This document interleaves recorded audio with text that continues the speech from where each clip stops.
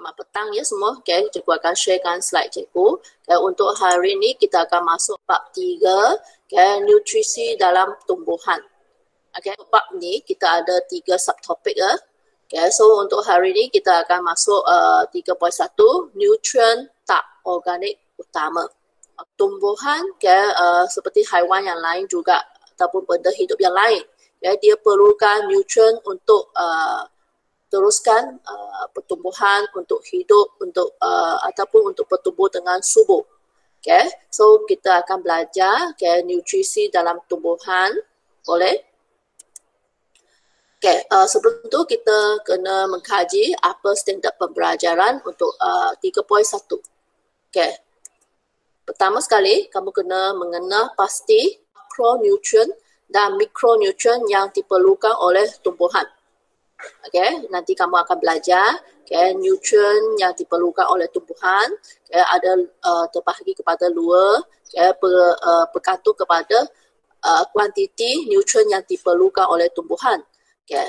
Kemudian kamu kena mewajarkan kepentingan makronutrien dan mikronutrien dalam tumbuhan. Okay. Kamu akan belajar satu-satu setiap jenis makronutrien. Okay, and then apa kepentingannya terhadap tumbuhan. Okay, sama juga dengan mikronutrien juga. Ya, boleh? So, kita akan terus sambung. Okay, tumbuhan hijau memerlukan nutrien untuk tumbuh dengan subur. Okay, dan untuk mengeluarkan hasil yang baik dan berkualiti. Okay, boleh? Okay. Tumbuhan memerlukan nutrien yang tak organik, contoh fosforus, nitrogen, sulfur dan lain-lain untuk menghasilkan sepatian organik. Okay. Contoh sepatian organik ada protein, asid nukleik, okay, adenosin, trifosfat, ATP. Okay, boleh? Okay, setakat ni senang saja kan? Okay, so ni untuk kenapa tumbuhan perlukan nutrien. Okay, seterusnya, okay, makronutrien dan mikronutrien yang diperlukan oleh tumbuhan. Okay, untuk nutrien okay, boleh dibahagi kepada dua jenis. Ini mengikuti, okay, dia mengikut kuantiti yang diperlukan oleh tumbuhan. Okay, boleh? Nutrien okay, boleh dibahagi kepada makronutrien dengan mikronutrien. Okay, sebenarnya senang saja. Untuk makronutrien, okay, dia adalah bermaksud okay, nutrien yang diperlukan dalam kuantiti yang banyak okay, oleh tumbuhannya. Untuk mikronutrien pula senang sahaja. Okay, kalau mikro ni dia adalah bermaksud okay, kuantiti yang sikit okay, nutrien okay, yang diperlukan oleh tumbuhan. Okay.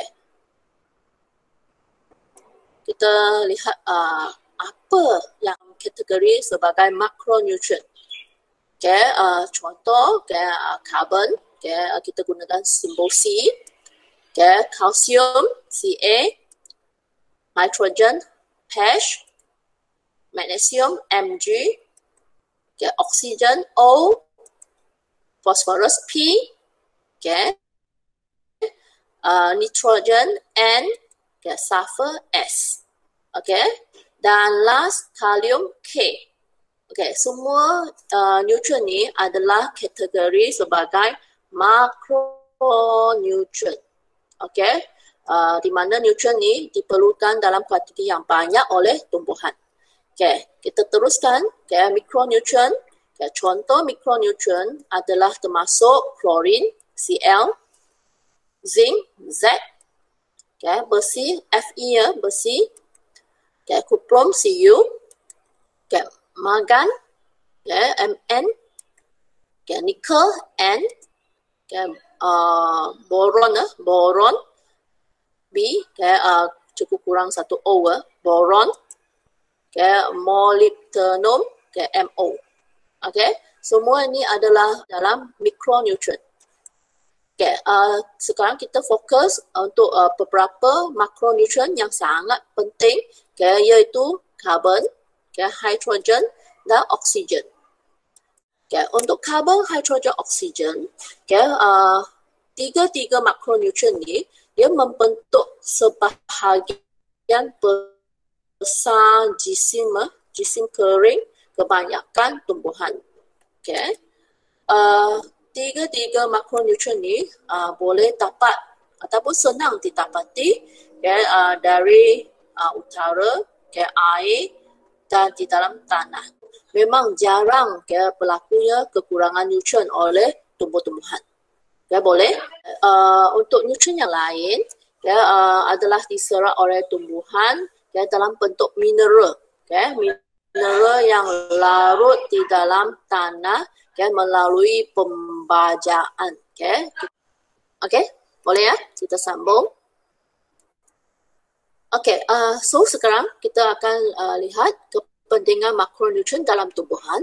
Okay, ingat setiap makronutrien mempunyai fungsi tersendiri bagi memastikan tumbuhan untuk melengkapkan kita hidup supaya dia boleh hidup lah. Okay, and then mencapai pertumbuhan perkembangan yang maksimum. Makronutrien yang utama iaitu karbon, oksigen dan hidrogen. Komponen-komponen ni adalah sangat penting dalam kita karbon dan kita oksigen. Boleh? Tiga komponen ni merupakan komponen yang dalam semua separtian organik tumbuhan. Komponen adalah penting dalam sintesis gula. Sebab kalau nak hasilkan untuk fotosintesis kan, dia nak hasilkan gula ataupun glukosa, dia mesti ada komponen COH, kan? Boleh? Next. Kesan kekurangan tiga-tiga makronutrien ni, proses fotosintesis tidak dapat berlaku. So, untuk pembebasan gas oksigen pun akan berkurang. Secara langsung pertumbuhan tumbuhan tu akan terpantut. Kemungkinan akan menyebabkan kematian. Boleh? So, sangat pentinglah tiga makronutrien ni iaitu karbon, oksigen dan hidrogen. Boleh? Next kita akan lihat makronutrien yang seterusnya. Yang seterusnya kita akan lihat ialah nitrogen. Nitrogen ni adalah makronutrien yang sangat penting untuk memberi warna hijau kepada tumbuhan melalui pembentukan klorofil. So nitrogen penting untuk membentuk klorofil lah. Kalau pembentukan klorofil tak ada masalah, so daun akan berwarna hijau. Jika kekurangan nitrogen akan mengakibatkan terganggunya pembentukan klorofil, so daun tidak akan berwarna hijau lagi. Komponen utama untuk protein, asid nukleik dan enzim dalam fotosintesis dan respirasi. Boleh? Kesan kekurangan nitrogen, dia akan mengakibatkan daun mengalami korosis. Seperti tadi cikgu cakap, jika kekurangan nitrogen, pembentukan klorofil dia akan terjejas. So, daun tidak akan berwarna hijau lagi. Keadaan tu ataupun gejala itu yang wujud ni kita namakan korosis. Kamu boleh lihat gambar yang cikgu tunjuk. Yang ni yang normal, yang sihat. Ni adalah tumbuhan yang sihat. Sebelah kiri. Sebelah kanan ni daun kamu nampakkan.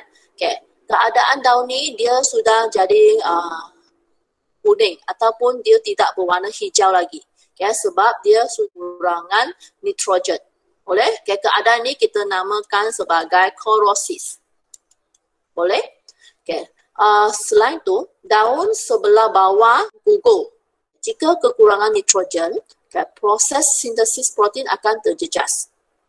Dan seterusnya akan mengakibatkan tumbuhan terpantut. Maksudnya dia tidak akan bertumbuh lah.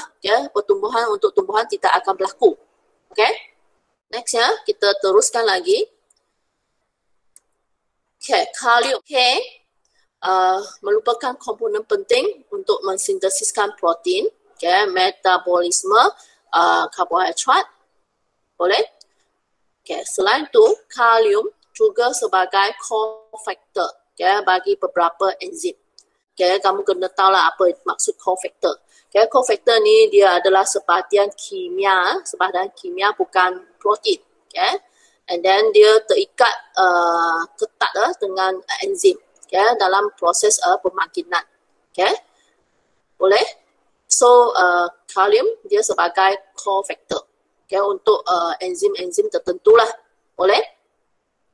Okay. Selain tu, kalium juga penting untuk membantu dan mengekalkan kesegahan tumbuhan.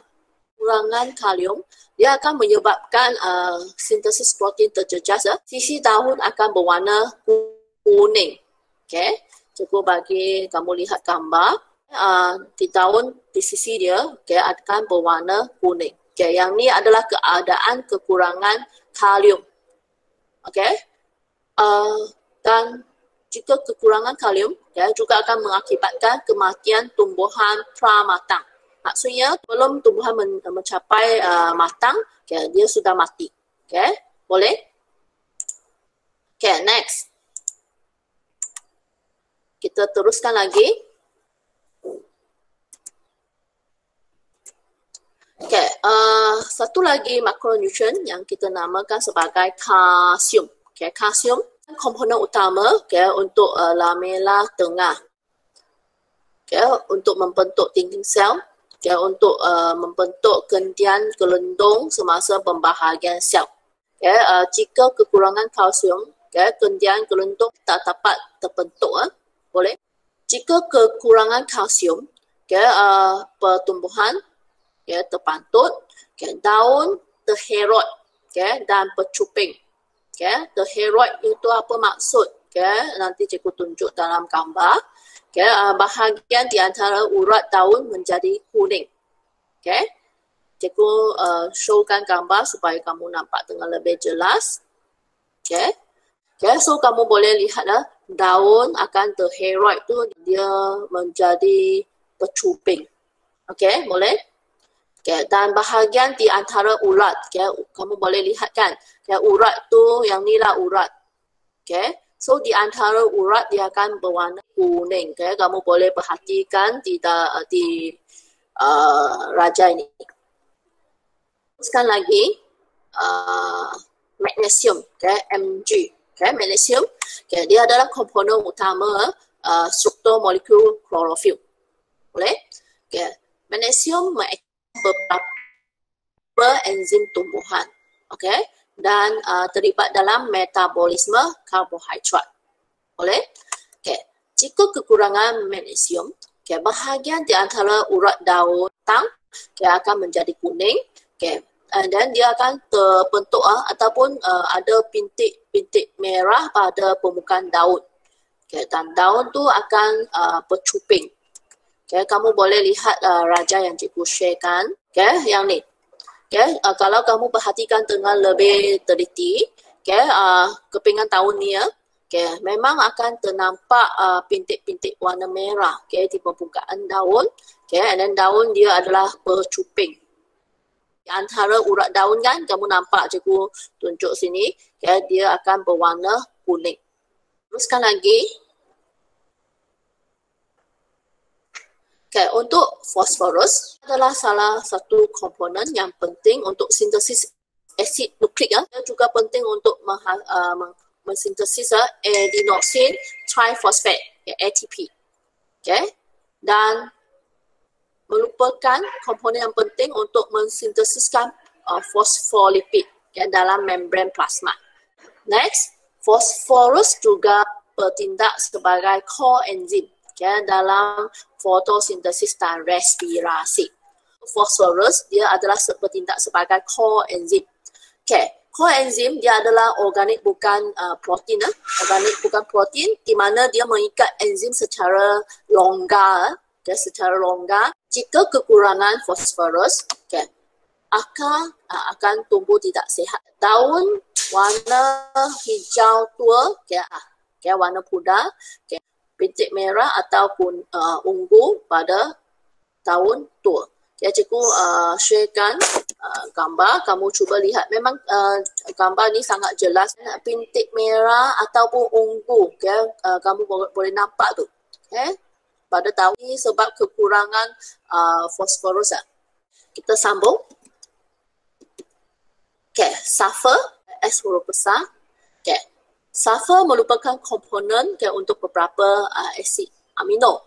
Okay, asid amino kita ada 20 jenis asid amino kan. Okay, so beberapa jenis asid amino, okay, memang di dalam tu dia ada komponen S, okay, komponen sulfur. Okay, boleh sulfur merupakan salah satu komponen untuk vitamin B, okay, dan beberapa jenis coenzim. Jika kekurangan sulfur, okay, daun ataupun keseluruhan tumbuhan akan menjadi kuning. Okay, kamu boleh lihat rajah yang cikgu tunjukkan ni. Okay, sebenarnya sini ada 2 gambar ataupun 2 tumbuhan. Okay, sebelah kiri, okay, adalah tumbuhan yang sihat. Okay, manakala sebelah kanan, okay, sebelah kanan ni dia adalah tumbuhan yang kekurangan nutrien sulfur. Okay, seluruh tumbuhan adalah berwarna kuning. Okay, selepas kita kaji semua makronutrien yang diperlukan oleh tumbuhan, kita akan teruskan lagi dengan kepentingan mikronutrien dalam tumbuhan. Okay, mikronutrien adalah nutrien yang diperlukan dalam kuantiti yang sikit. Okay, tapi dia memainkan peranan yang penting juga dalam pertumbuhan-tumbuhan. Okay, kita lihat yang mikronutrien yang pertama, klorin, Cl. Okay, sangat penting dalam keseimbangan tekanan osmosis sel, okay, dan tindak balas fotosintesis. Okay, jika kekurangan klorin, okay, tumbuhan akan menjadi layu, okay, pertumbuhan akar akan jadi lambat, okay, dan daun akan mengalami korosis. Okay, seperti tadi cikgu sudah sebut, korosis maksudnya daun tidak kelihatan warna hijau. Okay, kamu boleh lihat yang ni keadaan daun lah. Okay, daun yang sebab kekurangan klorin. Memang daun-daun mengalami korosis. Okay, dan salah satu lagi kesan kekurangan klorin akan menyebabkan penghasilan buah kurang. Boleh? Okay, kita teruskan lagi. Makronutrien yang jenis kedua itu adalah ferrum, Fe. Okay, dia bertindak sebagai cofactor dalam sintesis klorofil. Okay, penting bagi pertumbuhan pokok muda. Okay, jika kekurangan ferrum, okay, daun muda akan menjadi kuning. Okay, kamu boleh lihat rajah ni. Okay, ini adalah satu tumbuhan di mana kamu fokus kepada daun muda yang dihasilkan. Okay, dia bukan warna hijau, sepatutnya warna hijau, tapi disebabkan kekurangan ferrum, tumbuhan ni, daun-daun muda dia adalah berwarna kuning. Okay, mikronutrien yang ketiga, mangan, Mn. Okay, mangan sangat penting untuk mengaktifkan enzim fotosintesis. Okay, kita tahu kan kalau dalam proses fotosintesis ada enzim yang terlibat. Okay, mangan penting untuk mengaktifkan enzim fotosintesis. Okay, selain itu dia juga penting dalam respirasi sel, okay, dan metabolisme nitrogen. Okay, jika kekurangan mangan, okay, jaringan urat hijau tua berlatar belakangkan hijau muda. Okay, nanti teacher showkan apa yang dimaksudkan dengan ayat ni. Okay, and then selain tu, okay, bintik perang muda, okay, atau gerabu di antara urat daun. Okay, cuba kamu lihat rajah yang cikgu tunjuk. Okay, boleh? Kita lihat poin pertama dulu. Okay, poin pertama, jaringan urat hijau tua. Okay, berlatar belakangkan hijau muda. Okay, kamu boleh lihat di rajah ataupun daun ni. Okay, dia urat daun hijau tua kan, nampak kan urat daun dia hijau tua. Tetapi dia punya latar belakang di antara urat daun dia adalah warna hijau muda. Okay. And then di antara urat daun, okay, ni urat daun dengan urat daun kan, kamu nampak kan urat daun, di antaranya wujudnya ada pintik-pintik yang merah muda, okay, dan pintik yang warna kerabu. Okay, next.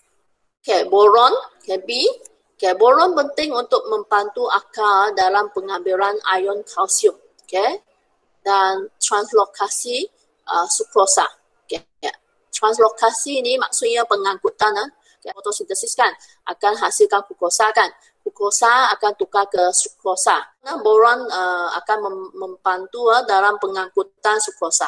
Okay, ataupun kita di sini gunakan translokasi. Boleh? Okay, and then dia terlibat dalam metabolisme karbohidrat dan membantu dalam pencapahan terbunga. Okay?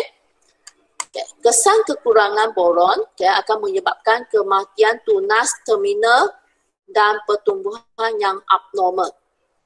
Okay? Daun yang terbentuk akan menjadi tebal, bergurung dan lapuh. Showkan gambar. Cuba kamu lihat ni adalah terdiri daripada beberapa daun kan, kepingan daun. Okay. Ni adalah terminal daun. Okay, boleh? Terminal daun ni dia mati.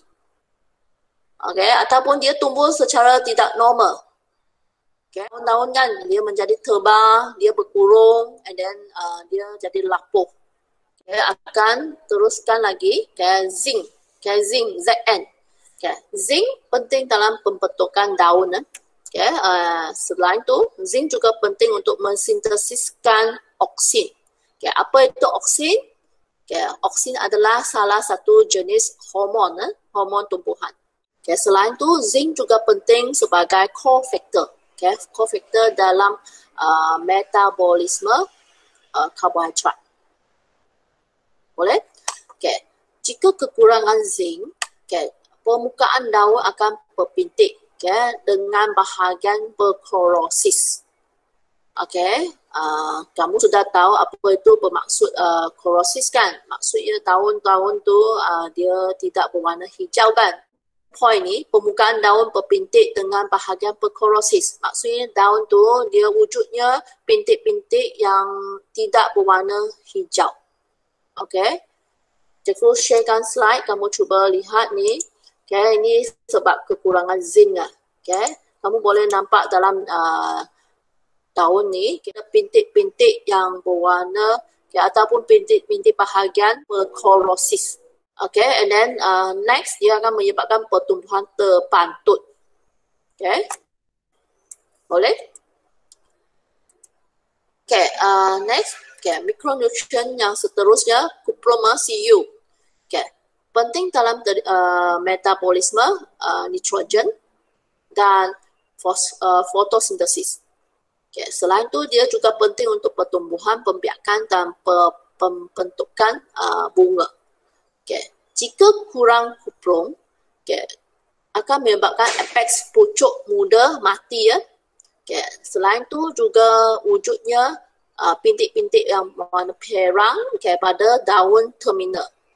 Okay, kamu lihat raja. Okay, daun terminal cikgu rasa kamu sudah tahu kan? Okay, daun terminal. Kalau kamu tak tahu apa itu daun terminal, cikgu rasa kena lukis ya. Okay, cikgu lukiskan daun terminal. Okay, contohnya ni, terdiri daripada banyak daun kan? Ya, daunnya yang ni daunnya cikgu lukis tak cantik ya. Okay, yang ni. Okay, daun.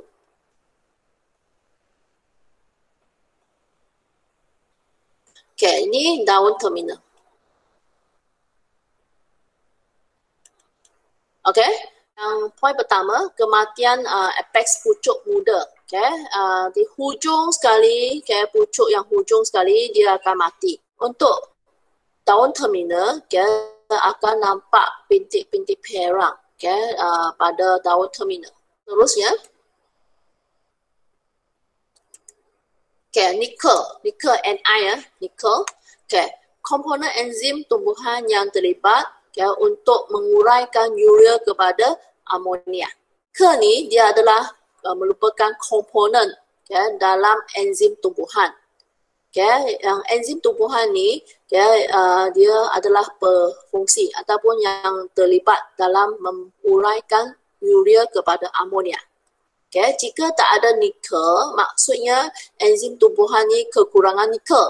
So dia tak boleh berfungsi untuk menguraikan urea kepada amonia. Okey. Jika kekurangan, okay, pertumbuhan terpantut, okay, akan menyebabkan mengurangkan, okay, hasil tanaman. Okay. And then kamu akan nampak kesan terpakar pada hujung daun, okay, disebabkan pengumpulan urea. Kan? Sebab jika nikel tak ada, okay, ataupun kekurangan nikel, okay, enzim ni tidak berfungsi. Kan? Enzim tak boleh berfungsi. So urea ni dia tidak boleh tukar kepada amonia. Okay. Jadi dia akan menyebabkan perkumpulan urea pada hujung daun.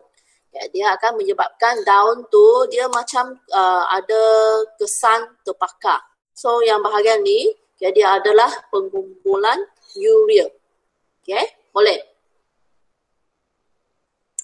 Okay, kita next. Boleh? Molybdenum, okay, MO. Okay. Mikronutrien ni dia terlibat dalam pengangkutan nitrogen, okay, dan penurunan nitrat, okay, semasa sintesis protein. Okay. Jika kekurangan, okay, dia akan menyebabkan klorosis, okay, pada bahagian di antara urat daun matang. Okay, urat daun matang, okay, kamu boleh nampak dari gambar raja ni. Okay, daun akan berwarna hijau pucat. Okay, dia akan menyebabkan hasil tanaman perkurangan. Okay, jika cikgu fokus dengan gambar, kamu boleh lihat dari raja. Okay, memang nampak ada berlakunya klorosis pada bahagian di antara urat daun matang. Okay, so teruskan. Okay, kita teruskan satu bahagian yang last. Okay, berkaitan dengan larutan kutu. Okay, larutan kutu. Apa itu larutan kutu? Okay, dia adalah larutan yang mengandungi nutrien yang diperlukan untuk pertumbuhan normal tumbuhan. Okay. Larutan kutu digunakan untuk mengkaji kepentingan nutrien bagi pertumbuhan tumbuhan. Okay. Larutan kutu lengkap, okay, dengan mengandungi semua nutrien, okay, termasuk unsur suri. Okay, unsur suri maksudnya unsur-unsur yang dalam kuantiti yang sikit. Okay, ataupun kita rujuk kepada mikronutrien lah. Okay, termasuk unsur suri, okay, yang diperlukan oleh tumbuhan untuk hidup sihat. Okay, yang larutan ni kita namakan sebagai larutan kutu NOP. Okay, kita lihat, okay, siapa yang jumpai kutu NOP ni. Okay, Wilhelm NOP. Okay, dia seorang ahli kimia, okay, pada tahun 1859. Okay. Komposisi larutan kutu lengkap NOP adalah seperti yang ditunjuk dalam jadual ni. Okay. Dia mesti mengandungi kalsium nitrat, okay, dengan dia punya kuantiti, okay, ataupun dia punya isi padu 0.8 gram. Okay, kalium nitrat, okay, 0.2 gram. Okay, kalium dihydrogen fosfat 0.2 gram. Magnesium sulfat 0.2 gram. Okay, ferrum 3 fosfat, okay, suri. Okay, suri maksudnya dia dalam kuantiti yang sangat sikit. Okay, dan isolin, okay, 1000 cm padu. Okay, so dengan komposisi ini, okay, dia akan membentuk satu larutan kutu yang lengkap. Okay, kita namakan larutan kutu lengkap NOP. Okay, eksperimen 3.1. Okay, kamu kena buat eksperimen lah nanti. Okay, dengan ada pernyataan masalah, okay, apakah kesan nisbah nitrogen, fosfat, kalium, okay, terhadap pertumbuhan anak benih jagung. Teacher nak ucapkan terima kasih ya sebab kamu ikut kelas cikgu. Okay, cikgu harapkan kamu boleh cuba fahamkan, okay, apa yang cikgu sampaikan. And then kalau ada apa-apa masalah, kamu boleh message teacher. And cikgu rasa kita jumpa lagi. Okay, rasanya ini sahaja. Okay, sekian, terima kasih semua. Okay, thank you.